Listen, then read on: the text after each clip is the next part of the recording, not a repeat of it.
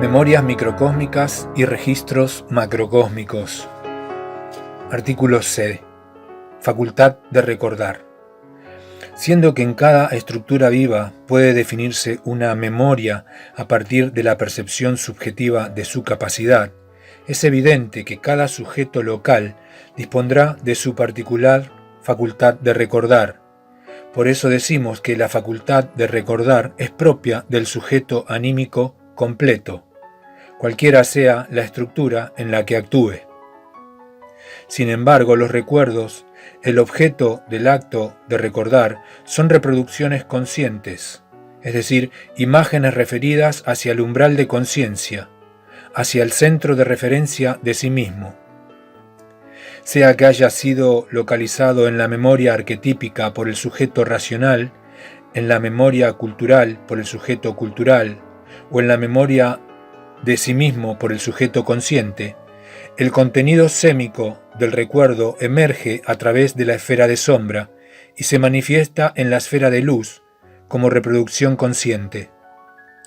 De aquí que en los análisis siguientes, no obstante, su procedencia de distintas memorias, es decir, de distintas estructuras, al recuerdo se le considere referido exclusivamente al sujeto consciente.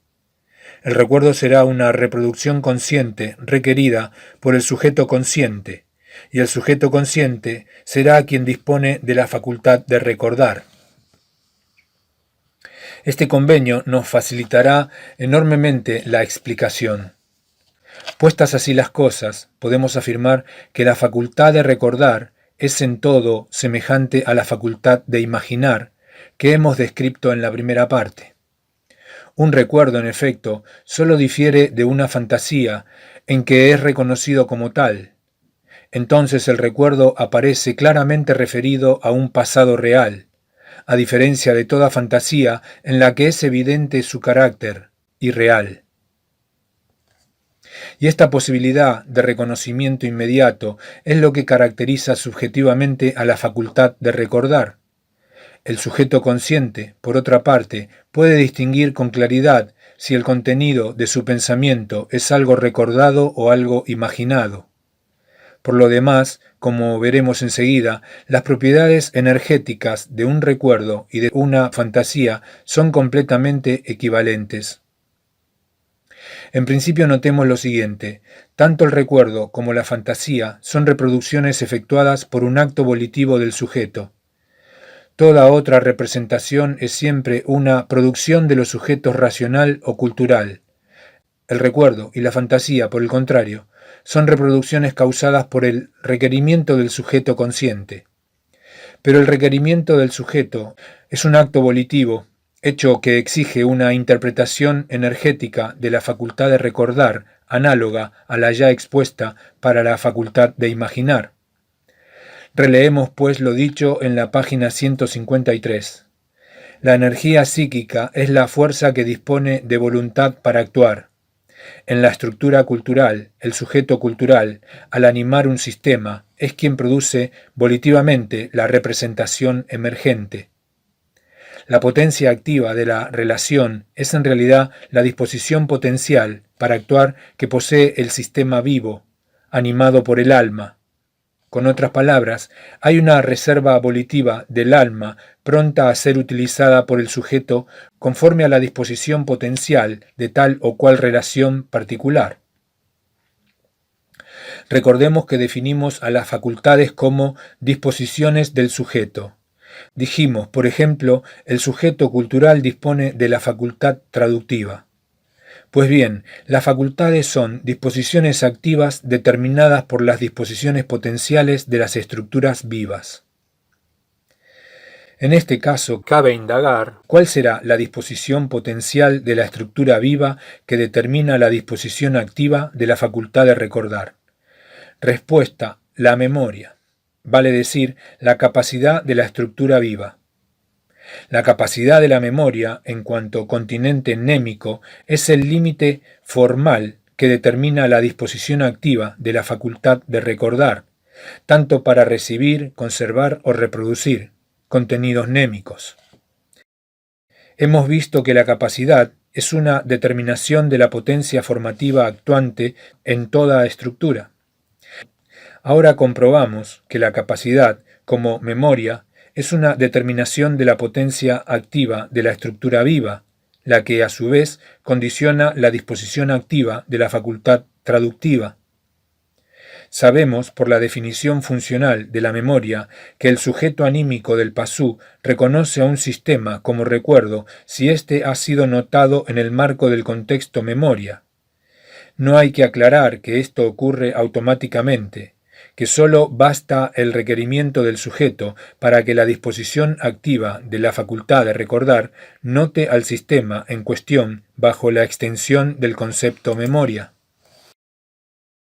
Todo sistema posee la cualidad de subsistir en la estructura viva por causa de la potencia activa de las relaciones, que sostienen el enlace con los principios o nudos de potencia pasiva.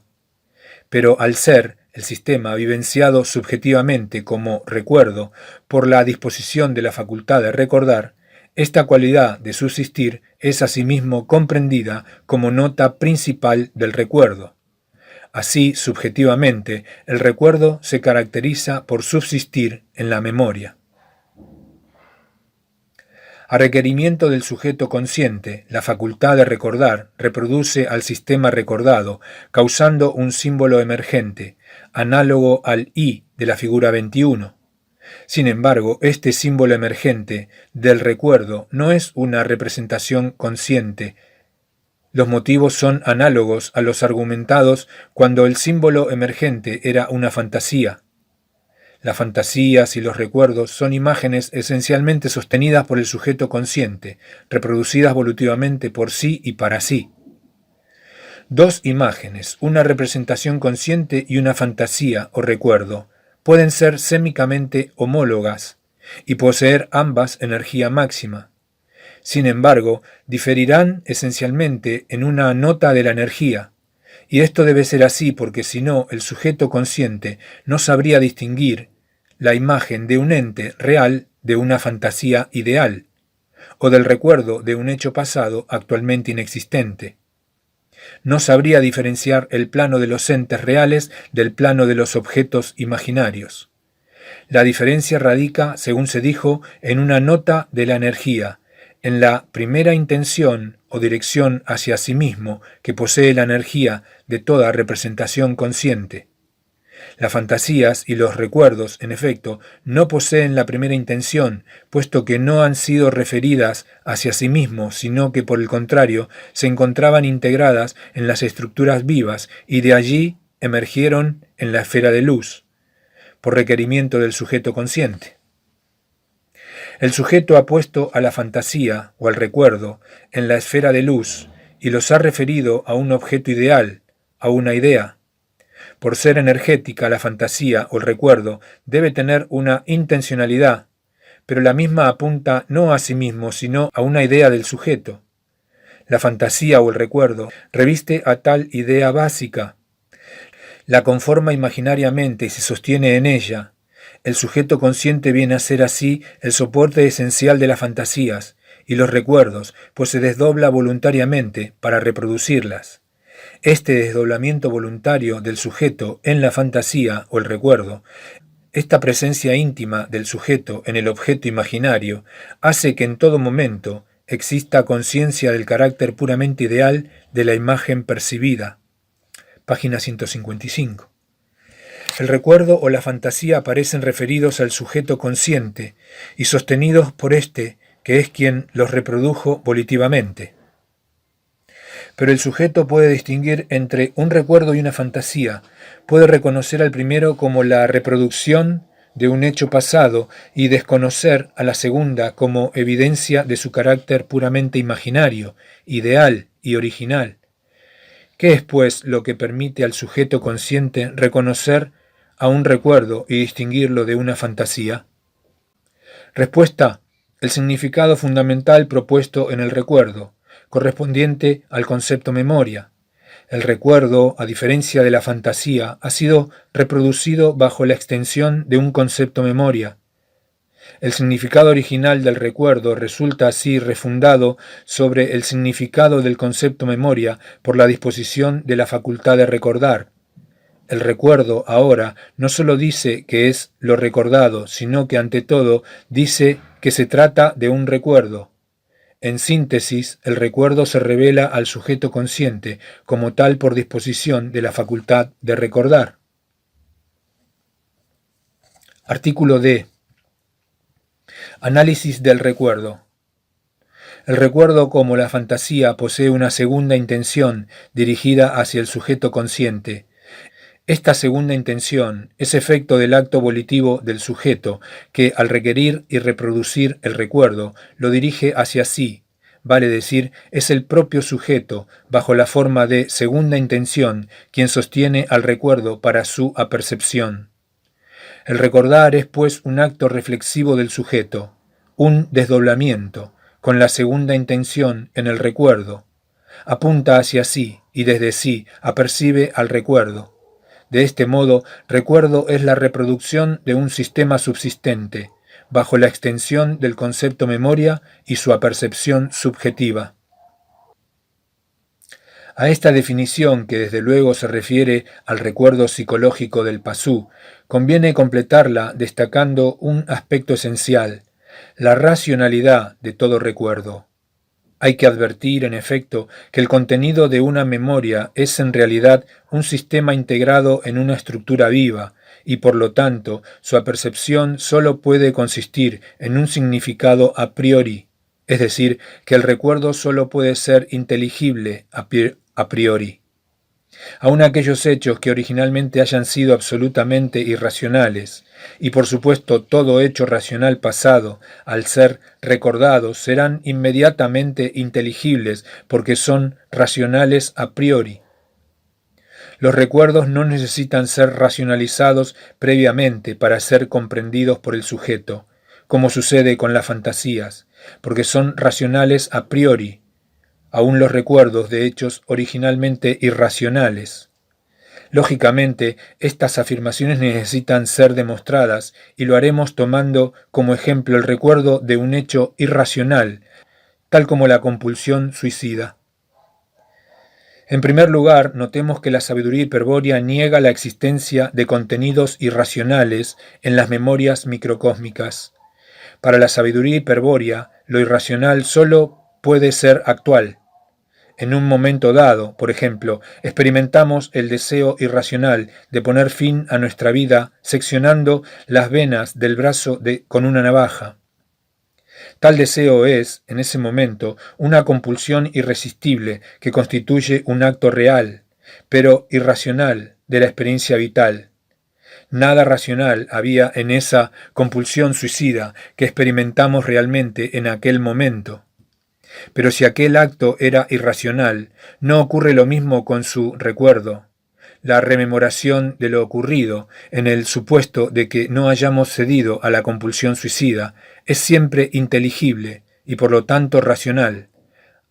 Antes de indagar por qué, precisemos con mayor profundidad los términos del problema. En el momento del apremio suicida, la vivencia del acto es irracional. No existe razón alguna que faculte semejante acto. La compulsión no es inteligible, solo se experimenta la urgencia del deseo, sin que aparezca a la vista causa alguna. Toda causa esgrimida como justificación de la compulsión, en realidad ha sido propuesta a posteriori de la misma, como reacción racional de un sujeto que intenta probar a sí mismo su cordura. Pero el hecho es de hierro.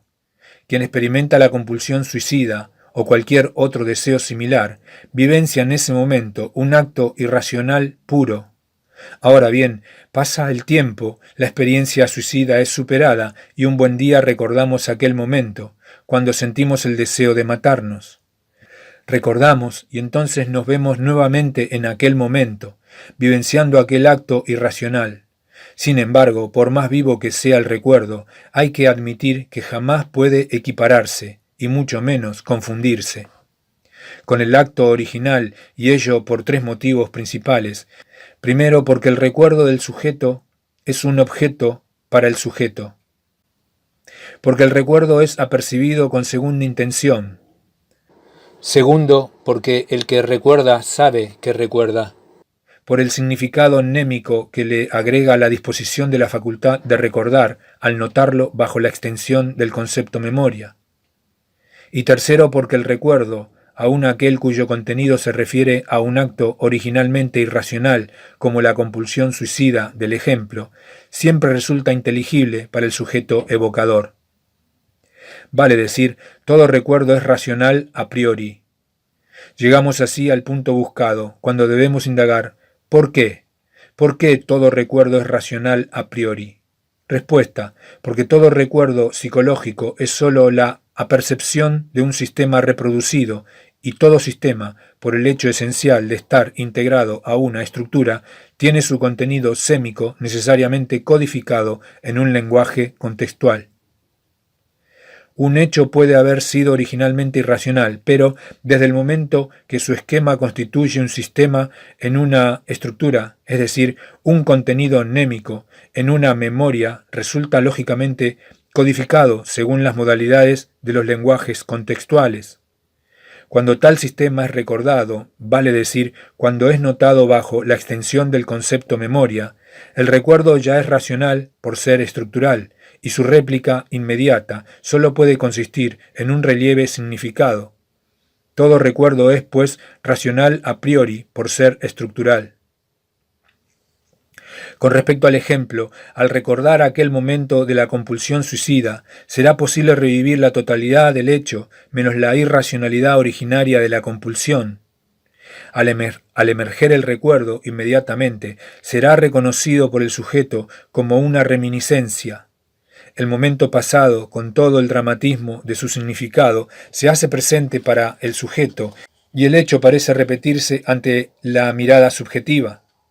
Vemos la habitación, la cama donde estábamos recostados, sobre ella la carta con el adiós definitivo de la mujer amada, que motivó aquel deseo de morir antes que vivir sin ella, la navaja posada ominosamente en la mesita de luz, y nos recordamos a nosotros mismos en aquel trance.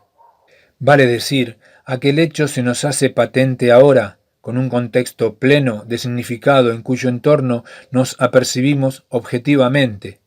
Pero esta objetividad que alumbra la claridad misma del recuerdo impide irremediablemente que volvamos a experimentar la compulsión original, la vivencia de querer morir sin razones. Aquella vivencia irracional la experimentamos como sujeto dramático, en cambio el recuerdo nos devuelve un objeto dramático que nos representa y al que no podemos sustituir. Recordamos lo ocurrido y nos identificamos con el hecho, sabemos con certeza que estuvimos a punto de matarnos y lo reconocemos en el recuerdo, pero eso es todo. La segunda intención reflexiva que apunta hacia nosotros nos está diciendo en todo instante que se trata de un recuerdo, de un hecho inexistente, que la atención dramática no es verdadera. Una parte de nosotros al fin nos está desmintiendo la vivencia, impidiendo la confusión con ese reflejo objetivo de nuestra persona que demuestra en el recuerdo poseer una intención suicida. Y así ocurre porque, aparte de que el recuerdo es esencialmente objetivo, ha sido vaciado de todo contenido irracional durante su memorización, cuando fue estructurado. Todo recuerdo es, pues, racional a priori. Finalmente, hay que establecer con claridad los alcances de la definición de recuerdo que hemos desarrollado aquí y su cualidad de ser racional a priori por ser estructural. Estos recuerdos, según se convino de entrada, son objeto de apercepción del sujeto consciente, es decir, de la más elevada manifestación psíquica del sujeto anímico. Pero el sujeto anímico cumple una estricta secuencia jerárquica. irreversible que obliga al alma a manifestarse inicialmente como sujeto racional del cerebro o razón, luego como sujeto cultural en la estructura cultural y por último como sujeto consciente en el esquema de sí mismo, según se explicó en el artículo E, página 114. La racionalidad a priori del recuerdo a que nos referimos es propia de los contenidos mnémicos de las memorias microcósmicas operadas funcionalmente por la secuencia jerárquica del sujeto anímico.